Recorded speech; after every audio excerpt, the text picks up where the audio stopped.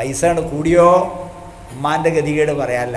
അങ്ങനെയല്ലമ്മ, അങ്ങനെയല്ലല്ലമ്മ, അമ്മ അങ്ങനെ ഒരു ഓട്ടം തുള്ളൽക്കാരിയായിട്ട് മാറും, എല്ലാ മക്കൾക്കും തുള്ളി കൊടുക്കുന്നത് അല്ലേ. പിന്നെ അമ്മാനിട്ട് തട്ടലായി. കാരണം എന്താ, ഒരു പേരവിടെ ബാക്കി വെച്ചിട്ടുണ്ടാവും ബാപ്പ. പെരപ്പൊന്നും ചെയ്യാൻ പറ്റില്ല, എന്താ ഉമ്മല്ലേ. കുറച്ചേ കാലം കഴിയുമ്പോൾ ഉമ്മ ഉണ്ടല്ലോ, കുറച്ച് കാലം കഴിയുമ്പോൾ അല്ല ഉമ്മ ഒന്ന് പോയി കിട്ടണമല്ലോ, ഉമ്മ ഒന്ന് ചത്ത് കിട്ടണ്ടേന്നായി അവസാനം. ഇതൊക്കെ തെറ്റാ. മരിച്ചാൽ പിന്നെ ഫുൾ സ്വത്തോരി വെക്കണം. തറവാട് ഉമ്മാക്കാണെങ്കിൽ ഉമ്മ കൊടുത്തളി, എല്ലാ ചെറുതുമായ സാധനങ്ങൾ വലുതുമായ സാധനങ്ങൾ ഓരിക്കണം. അപ്പോൾ പറഞ്ഞ വിഷയം അതല്ല.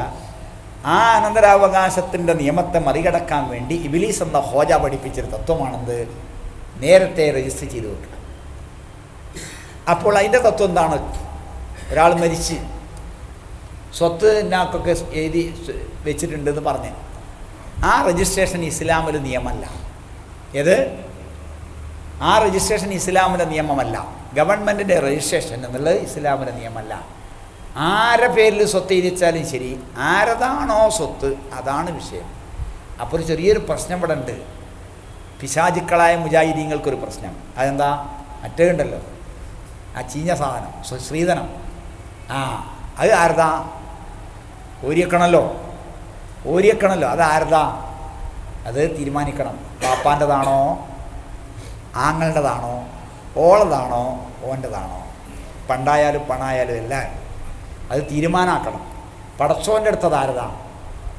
ബാപ്പാൻ്റെ സ്വത്തല്ലേ, ആങ്ങളുടേതല്ലേ? ഓക്ക് കൊടുത്തതാണെങ്കിൽ അത് ഓന് കൊടുത്തതല്ലേ? ഓക്കായിട്ട് കൊടുക്കുകയാണെങ്കിൽ ഇന്നലെ കൊടുക്കുമല്ലോ, ഇത് കല്യാണത്തിൻ്റെ അന്നാ കൊടുക്കണത്.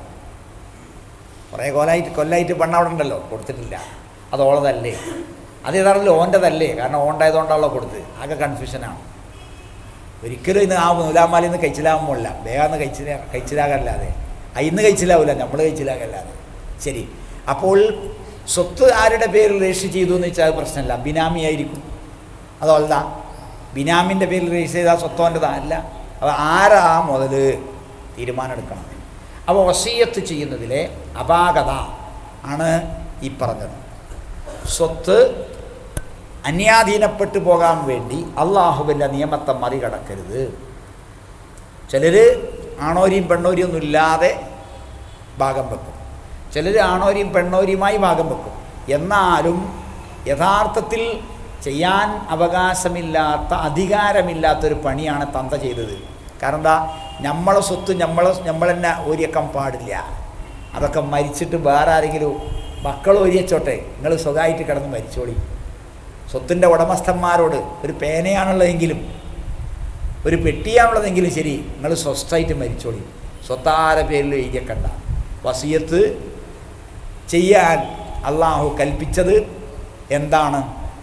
3-1. ഒരു സഹാബി രോഗാവസ്ഥയിലാണ്. ഏത് രോഗം? മരിക്കാൻ പോണ രോഗം. അപ്പോൾ സഹാബിയെ കാണാൻ റസൂലുള്ളാഹി സ്വല്ലല്ലാഹു അലൈഹി വസല്ലം ചെന്നു. എങ്ങനെയുണ്ടെന്ന് ചോദിച്ചു. ഞാൻ അങ്ങോട്ട് അള്ളാഹുവിനോട് അടുത്തുകൊണ്ട് നിൽക്കുകയാണ്. നബിയെ, എനിക്ക് കുറച്ച് സ്വത്തുണ്ട്, അത് ഞാൻ വസിയത്ത് ചെയ്യാൻ വിചാരിക്കുന്നുണ്ട്. ചെയ്തോന്നു. മുഴുവൻ? അത് പറ്റൂല. 3-2? അത് പറ്റൂല. പകുതി? അത് പറ്റൂല. 3-1? അസ്സുലുസ്. വസ്സുലുസ് കസീർ. 3-1 തന്നെ ധാരാളം. അപ്പം സ്വത്തിൻ്റെ 3-1 അപ്പുറം വസിയത്ത് ചെയ്യാൻ പാടില്ല. 3-1 തന്നെ ധാരാളമാണെന്ന് പറയുമ്പോൾ 3-1 വരെ അത്യാവശ്യം ദാനം ചെയ്ത വസിയത്ത് ചെയ്താൽ മതി. ആർക്കാണ് വസിയത്ത് ചെയ്യേണ്ടത്?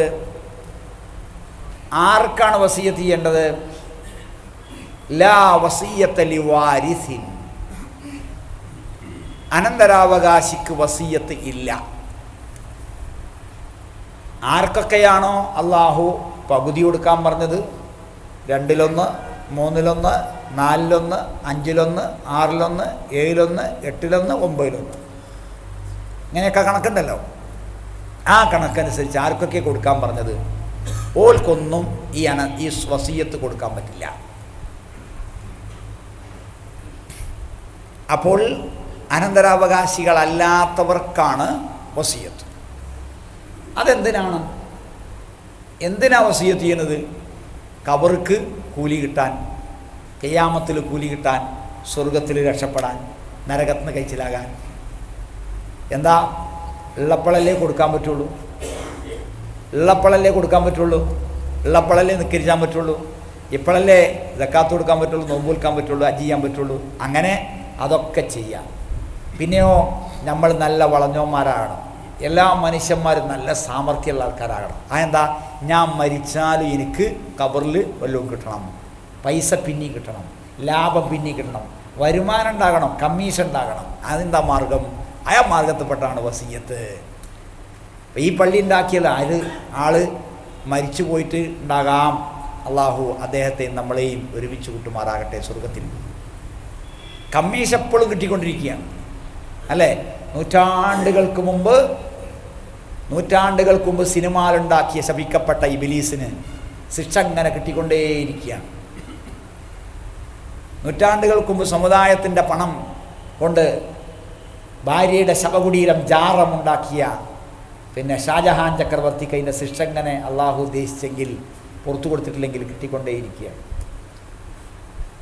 അതുപോലെ ജീവിതകാലത്ത് എന്തെങ്കിലും നല്ല നല്ല കാര്യങ്ങൾ ചെയ്താൽ, സദഖത്തുൻ ജാരിയ, നിലനിൽക്കുന്ന സദഖ ചെയ്താൽ അതങ്ങനെ കിട്ടിക്കൊണ്ടിരിക്കും. മനസ്സിലായില്ലേ?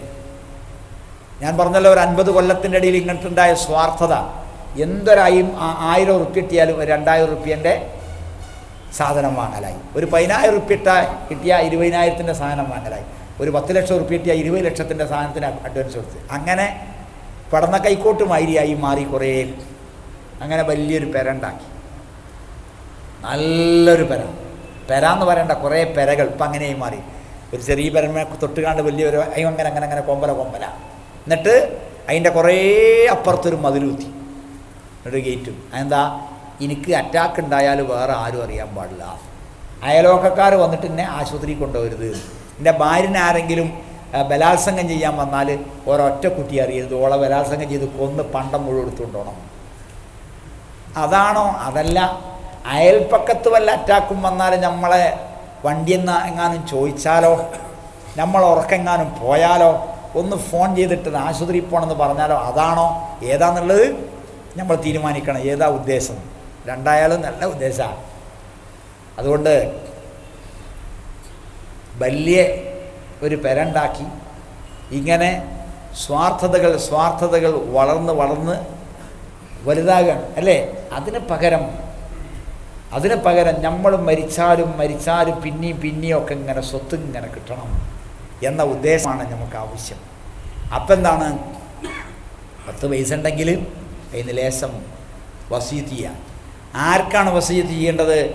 നമ്മളെ സമൂഹത്തിൽ, കുടുംബത്തിൽ, നമ്മളെ വീട്ടിൽ, നമ്മളെ പ്രസ്ഥാനത്തിൽ, അല്ലെങ്കിൽ നമ്മുടെ നാട്ടിൽ ഒക്കെ നമ്മളുമായിട്ട് ഇങ്ങനെ ഇടപഴകി നമ്മളിൽ നിന്ന് കാലിച്ചായ വാങ്ങി ഒരു 10 റുപ്യ വാങ്ങി കരി വാങ്ങി അങ്ങനെ ജീവിച്ചു പോരുന്ന നമ്മളെ ഏറ്റവും അടുത്ത ആൾക്കാരുണ്ടാവും. ഓൾക്ക് നമ്മൾ നമ്മൾ മരിച്ചു കഴിഞ്ഞാൽ ഒന്നും കിട്ടൂല ചിലപ്പോൾ. അവിടെ ശ്രദ്ധിക്കേണ്ട ഒരു വിഷയമുണ്ട്. അതെന്താ? ഇന്ന അബറൽ ബിർരി അയ്യസില ബുദ്ധ അബീ, പുണ്യങ്ങളിൽ വെച്ച് ഏറ്റവും വലിയ പുണ്യം മരിച്ച ബാപ്പാൻ്റെ ചങ്ങാതിമാരുമായുള്ള ബന്ധം നിലനിർത്തലാണ്. ബാപ്പ എന്ന് പറഞ്ഞാൽ അമ്മയും പെടും, മാപ്പിള എന്ന് പറഞ്ഞാൽ പെണ്ണുങ്ങൾ പെടും, പെണ്ണുങ്ങൾ തന്നെ മാപ്പിളയും പെടും. മരിച്ച നമ്മളുടെ ആളുടെ ചങ്ങാതിമാരുമായുള്ള ബന്ധം നിലനിർത്തലാണ്. അപ്പം എന്ത് വേണം? മക്കളെന്ത് ചെയ്യണം? ബാപ്പാൻ്റെ കാലത്ത് ഹൈദരാക്ക പെരയിൽ വരലുണ്ടായിരുന്നു. ഇപ്പോൾ ബാപ്പ മരിച്ച് അപ്പോൾ പിന്നെ ഹൈദരാക്കാൻ്റെ വരവ് നിന്ന്, അപ്പോൾ നമ്മൾ ഹൈദരാക്കാനെ പോയി കണ്ട്, ഹൈദരാക്ക നിങ്ങൾ പഴയമാതിരി പെരയിൽ വരണം കേട്ടോ, ചായ കുടിക്കണം, ചോറ് കഴിക്കണം, ഞങ്ങൾ അങ്ങോട്ടും വരാം. അങ്ങനെ ആ ബന്ധം സ്ഥാപിക്കണം. റുബമാ ദബഹ ശാത്തൻ, നബി സല്ലല്ലാഹു അലൈഹി വസല്ലം വല്ല ആടിനെ അറുക്കുമ്പോൾ ഭാര്യമാരോട് പറയും. ആരോട് പറയും? ഭാര്യമാരോട് പറയും, നമ്മളെ ഖദീജ താത്താൻ്റെ ചങ്ങാഴ്ചകൾക്ക് ലേശം കഷ്ണം കൊടുത്തേക്കണേ.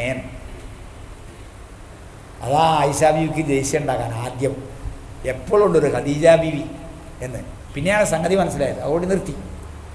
അപ്പോൾ മരിച്ചുപോയ ഖദീജ ബീവിയുടെ ചങ്ങാതിച്ചികൾക്ക് എന്ത് ചെയ്യുക, ഇറച്ചി കൊടുത്തേക്കുക. പെരിയിൽ വല്ല സ്പെഷ്യൽ ഉണ്ടാക്കിയാൽ പായസം ഉണ്ടാക്കിയ അപ്പോൾ മറ്റേ താത്താക്ക്, പാപ്പാൻ്റെ ചങ്ങായിക്ക്, ഉമ്മാൻ്റെ ചങ്ങായിച്ചിക്ക്, ആങ്ങളുടെ ചങ്ങാതിക്ക്, പെങ്ങളെ ചങ്ങായിച്ചിക്ക് ഒക്കെ കൊടുത്തേക്കുക. മനസ്സിലായല്ലോ? അപ്പോൾ എല്ലായ്പ്പോഴും ഇത് സാധിച്ചോളന്നില്ല. നമ്മൾ മരിച്ചാലും എന്താ അറിയോ, നമ്മളെ ചങ്ങാതിക്ക്, നമ്മളെ ചങ്ങായിച്ചിക്ക്, അല്ലെങ്കിൽ നമ്മളെ അകന്ന കുടുംബത്തിന്, നമ്മളെ കുടുംബത്തിൽ പെട്ട് വീണ് കിടക്കുന്ന ഒരാൾക്ക് എന്താ നമ്മളെ സ്വത്തിൻ്റെ കുറച്ച് ഭാഗമാണ് കൊടുക്കുക.